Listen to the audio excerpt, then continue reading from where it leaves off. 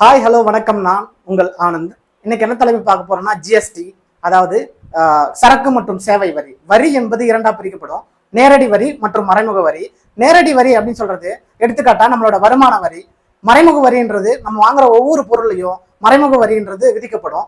அது எல்லாத்தையும் ஒன்றிணைச்சு 2017ஆம் ஆண்டுல 101வது அரசியல் அமைப்பு சட்ட திருத்தம் செஞ்சு நம்ம அரசியல் அமைப்புல மாற்றம் ஏற்படுத்தி என்ன நிர்ணயிக்கிறாங்கன்னா, இந்த சரக்கு மற்றும் சேவை வரியை அமல்படுத்துறாங்க. அதன்படி அத்தியாவசிய பொருட்களுக்கு 5%, ஆடம்பர பொருட்களுக்கு 28%, பெரும்பாலான பொருட்களுக்கு 12 முதல் 18% வரியா நிர்ணயிக்கப்படுது. இதுல மாற்றம் செய்யும் அதிகாரத்தை வந்து ஜிஎஸ்டி கவுன்சிலுக்கு வழங்கப்படுது. அதை குறிப்பிட்ட ஜிஎஸ்டி கவுன்சிலுக்கான சரத்து அரசியலமைப்புல குறிப்பிடப்பட்டிருக்கு. அது என்னன்னா 279A.